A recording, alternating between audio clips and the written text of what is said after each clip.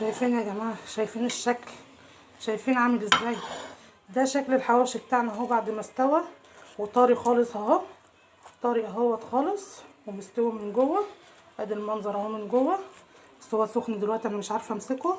ده شكل الحواوشي بتاعنا اهو، جميل. تعمليه في البيت لعيالك اضمن احسن ما تجيبيه من بره، ما احناش عارفين بيتعمل ازاي. اهو هتجيبي انت حته لحمه نظيفه وهتعمليه بالطريقه دي، وحطيته في الفرن يستوي براحته وطالع طري جميل اهوت زي بتاع المحلات بالظبط.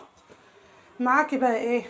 ادي شويه سلطه حلوين اهمت جمال، مع شويه خيار مخلل، المخلل اهوت ده احنا عاملينه في البيت بردك. هبقى اقول لكم الطريقه بقى عليه، طريقه تخليله.